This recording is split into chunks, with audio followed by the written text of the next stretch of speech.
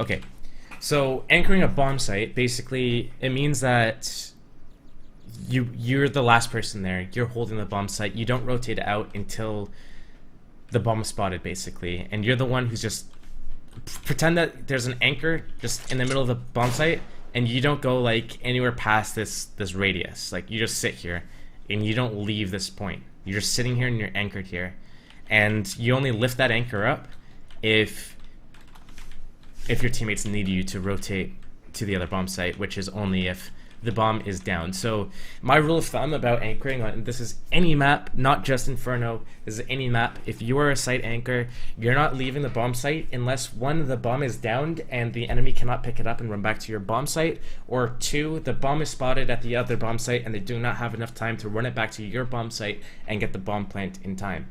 So if those two criteria are not met, you are not leaving your bomb site, because the enemy can do a fake on A and bring the bomb back to B. They can do any sort of like range of different strats to bait you out of the position, to have you expose the B bomb site, and then they can exploit that. So as a site anchor on any map, you do not leave unless those two things are met. Bomb is downed and you have control of it, bomb is spotted and they don't have time to come back to your bomb site. So for anchoring banana, for example, what you want to do is you want to make sure that you can stay alive as long as possible, and you can manage your nades as long as possible. So I'm going to give myself an M4. Basically, what you want to do is you want to make sure that you have your smoke grenade at B for as long as possible, so that if the enemy does come back to your site and they're about to execute and there's, let's say, 30 seconds left in the round, you can drop a smoke right here, because a lot of the time you won't have a teammate here to support you. And it's very important that you're able to stop and execute and slow it down and buy time for your teammate to rotate to you as long as possible. And this is any map, but on Inferno, what you really want to do is you want to maintain site control as an anchor, and you want to delay an execution as long as possible and stay alive as long as possible. Those are the three things that you want to do when you're in the bomb site and you're anchoring a site. So if you know that the enemy's coming back to you, you delay the push. You can delay the push by using your grenades and staggering them, so you throw smoke here. That's going to delay the enemy. If they want to push through that, then they're going to die as they're pushing in. You can sit at spindles, for example, here in this situation, get a kill on an enemy pushing through, and then fall back and play the retake after you get the entry. That's fine. But you don't want to forfeit the actual bomb site without getting an entry kill. So playing in CT spawn, for example, if they smoke you out, you can't get the opening kill, and you give up the entry kill. So you give up bomb site control and you don't get the kill. If you play here, you can get the kill and then fall back. So even though you're giving up the bomb site and playing for the retake, it's one less terrorist to worry about on the retake. Most of the time, though, you're going to want to play in a position where you can get a kill and stay alive and keep bomb site control. Trybox is a really good position to do it from, although there's two things you have to worry about for Trybox. One, it's if the enemies do a boost up here and they shoot you through this wood. The other thing is if the enemy comes over here and does this molotov. These are the two things that you have to worry about in this situation. If they molly you out of the position here, what are you going to do? You need to understand, like, how are you going to position yourself if the enemy is doing molotovs like this. But you'll know if the enemy likes to do molotovs and late round B hits and molotov you out of position. If they do that, you can just say, fine, fuck it, have it, and you can play a different position. Like back emo's good, on the spools is good. And you can do counter flashes from these positions as well. A flash like that will help you get a quick peek out. And if you're playing back emo, I just hold an angle like this, wait for the enemies to push across the site, and then get a kill here, and then move. So that's something that you could do. You could play in the fountain, but it's very dangerous because you're basically only going to get one kill before you go down, unless the enemy for some reason doesn't look at you. It's a very risky position to play, just because it's so hard to get the kills. The terrorists are going to run in and basically check for you to be in this position. So once they check here, I mean, you're pretty much dead. So spools are good, Trybox is good, emo's good. You can also hide behind this pole. So let's say you get mollied, you're playing Trybox and they throw a molly. You can move back here and play this pole, and then you can get back to here if possible. So that's also pretty good. But your job as the anchor is to stay alive as long as possible, so that your teammates are able to rotate into CT spawn and support you from either spawn, if it's not smoked, or they can push through the spawn smoke, or they can rotate around to spools. And you want to basically make sure that if the enemies do push in the site and kill you, the time that they plant the bomb, it buys your teammates enough time to get to the bomb site and do a retake without being stressed for time. So if I'm playing Tribox, for example, I'm just sitting back here and I'm not peeking anything. I'm not forcing an engagement. I'm not trying to peek them. I'm not trying to kill them. What I'm doing is I'm staying alive here, and when the enemy pushes into the bomb site, I'm going to peek out here, I'm going to peek out here and kill them. So, for example, if I do bot add CT, bot add CT, bot stop one, and I'm going to place one here. Nope, that's not the key. It should be. But I'm going to place.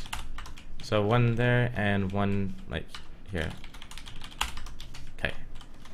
This, if I'm Tribox, this is where I peek, and this is where I peek. Okay? That's it. If I'm not peeking these two angles, I'm not peeking at all. This is the only thing I peek.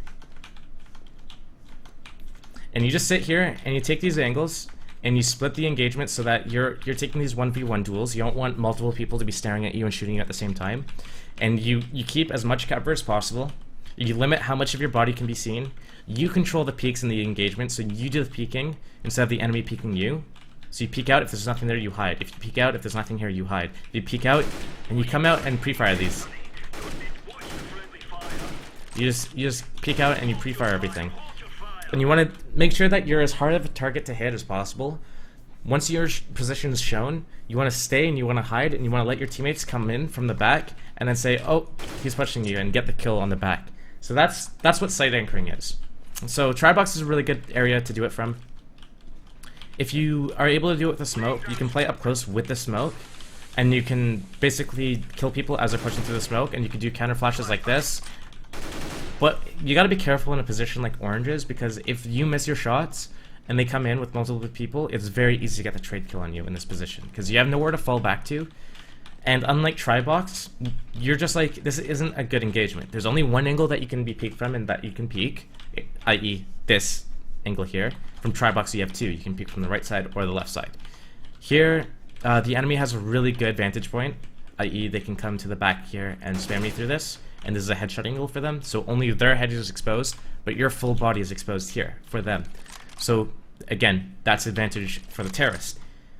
Tribox, you don't have to peek them at that angle. You peek this angle where their full body is exposed, and you peek them this angle, full body is exposed. So you're not actually peeking them. If the enemy's here, you don't actually peek them or engage with them if you're back at Tribox. So Tribox is good for that reason. Here again, anyone who's peeking you, even though you're cornered off, instead of the terrorists taking a really good engagement by, having a headshot angle here, they have to, again, show their entire body if they want to kill you, and it turns their backs to CT spawn, so your teammates who are rotating can shoot them in the back now as they're pushing up. Or over here, or if your teammates are able to make a back call, they can shoot them as they're pushing you. Again, even though it's a similar engagement as Orange's in the fact that there's only one angle that you can peek, and that's just this angle here, you're putting the enemy in a worse engagement. So those are things that you want to keep in mind when you're soloing B. You can, on occasion, if it's, let's say it's like a 3-on-2 for example, you can sometimes occasionally play CT spawn to hold B. And this is for two reasons. One, it's very rare that in a situation like this, the enemies are going to have a smoke to smoke off CT spawn as they're executing. That's one. Two, as the enemies are pushing in, they're not really concerned about CT spawn. They're going to think that you are somewhere in the bomb site, either Tribox, pool, fountain, emo, or spools. Those are the common spots that you'd be playing in. So if you're playing this angle to throw them off and you hear them running in and you peek out, they won't expect it. You're, generally speaking, going to get one kill at the very least, if not both kills, or at least get a kill and fall back. So playing spawn in that kind of situation is okay, but I wouldn't I wouldn't make a habit of it, because if you play people that play against you frequently or that are going to study you and they see that you do this every round, then they're going to catch on and they're going to be able to punish you for it. Or if a team smokes it off here, then again, they're going to be able to punish you for it. So that's something that you don't want to really get in a habit of, but it will work randomly once in a while. Other things you can do are boosting up yourself onto either second oranges. Oh fuck, I fucked it. Either second oranges like this and peeking down, or onto top of first oranges as well. And this is, generally speaking, going to get you a kill and let you get back into a better position if the second guy comes and kills you. So you can choose to do those engagements as well, because as a terrorist walking in and it's like late round, I'm not going to be expecting, like, I'm going to come out, I'm going to peek what? I peek spawn, I peek spools, I come, I clear emo and fountain. I'm not looking up here. And this, to be able to come and flick all the way like that, it's very difficult for a terrorist to do. And as a CT, I should just be able to come in and just blast you down before you react to me. Because I'm staring exactly where you're going to peek from. You're going to come here and flick up, and I'm just going to be standing here, and when you peek in, I'm just going to kill you. So those are the positions that you can anchor B from. And again, you're not going to leave the B bomb site until the bomb is downed in a position such as, like, anywhere past, I guess, this point here, where you have control of it. Anywhere past, let's say, this point here, or this point here, you're not gonna leave the B bomb site unless there's no time left in the bomb on the round. So if the bomb's downed, you know, close to the bomb site, and you have control of it, your teammates have control of it, and they can say, like, the enemy cannot collect the bomb. It's, like, impossible for them to get the bomb and go back to B. Then you can rotate out. The other instance is 20 seconds left on the clock, and the bomber peeks out like this, and your teammate sees him, even though that they still have the bomb, to run all the way back to the B bomb site and plant. Well, let me just kill myself and find out. So if I'm at this position here, and I want to run all the way back to the B bomb site and plant, it takes 16 seconds. Plus the bomb plant, that's an extra 4 seconds. That's 20 seconds. So from this position right here, and that's with, like, running with knife out, full speed, 15 seconds. So if there's 20 seconds left around and they're spotted there, then, like, you can rotate out. Because generally speaking, they're not going to be able to get the bomb plant. But if they're, like, only spotted top mid like this, then you have to stay at B. Because that only takes 14 seconds. And then from this position here, they're able to get into the bomb site and plant if there's 20 seconds left in the round. So you want to wait. You're going to want to wait. Same thing at Moto, they can take the bomb and go through CT spawn and get to B. That takes 12 seconds. So if that Moto takes 12 seconds plus the 4 seconds to plant, 16 seconds altogether. So that's something that you're going to have to look out for. If that apartments though, then yeah, I mean, if the bomb's in apartments, it's going to take so long. Or even if they jump out the window here until mid, it's going to take a long time. So that's something that you have to consider. That's it for anchoring B. I didn't really talk about nade usage or anything like that, so maybe real quick, bot kick. I'm just gonna talk about it. MP restart game 1.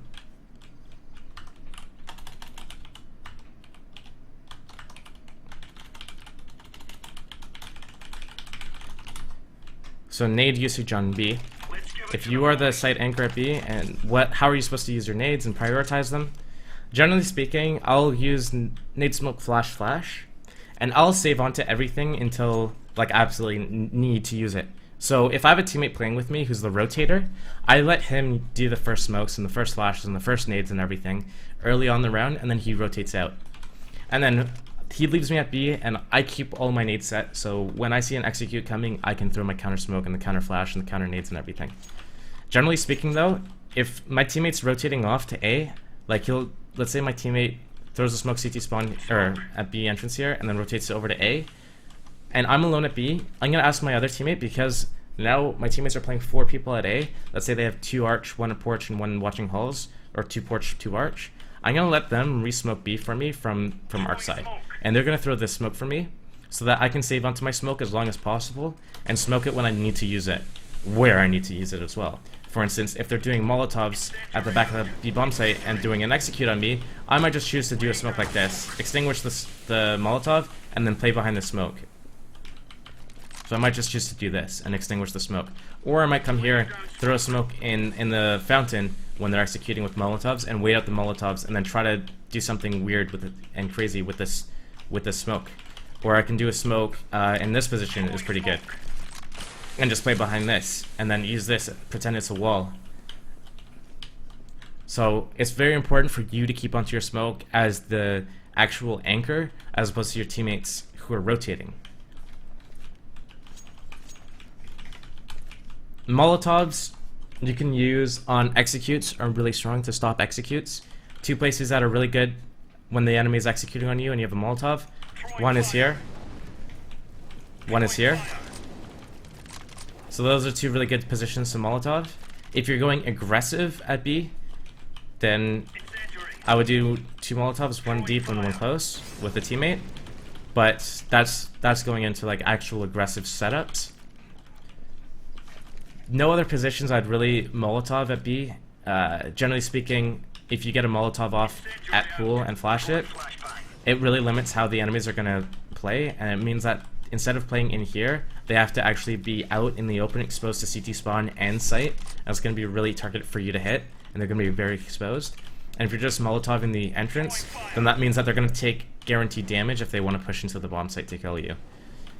Or they wait it out and they wait the 7 seconds and your teammates are able to rotate in that amount of time. Flashbangs, again, if I see smokes and flashes coming over top, I let the smokes come over and land, and the flashes start coming, and then I'll throw my first flash, peek out this corner, get a kill through this crack, and then hide. And once I have my first kill, my opening kill, I just hide. My position's given away, the enemies are going to be looking at me, I just sit here, I wait for my teammates to rotate, and I just play this engagement. And Freiburg used to be, like, in 2014, 2013, Freiburg was fucking amazing at that spot. He played the spot perfectly when he was on NIP. I mean, when he was on NIP, he's still on NIP. So that's a really good position to play. Smoke grenades are good for the entrance and to block molly damage, and grenades are good for getting either damage down there, but I like to hold on to my grenades. And if I don't know what's going on the map and my teammates don't know what's going on at A because they're not playing aggressively for information, I can use my grenade for information by throwing it off this wall. And I'm going to listen to hear if it makes contact with an enemy. And it's going to make noise, it's going to like dink their helmet, or it's going to gush them, or it's going to make them make a footstep to avoid it. And I'm going to hear something if I need it, and they're here. I can say, guys, they're banana by the car right now, I just needed them and heard them. So it's going to give you information. So instead of peeking out and, you know, risking your life for information, you can just throw a grenade, listen to it for damage, and say, dude, they're setting up for a B take, can someone rotate over to me right now? Or can someone smoke top banana? You throw that smoke, you get damage done, your teammates who's at arch can throw the smoke for you, and one person can start running back towards you. And you can anticipate that B rush.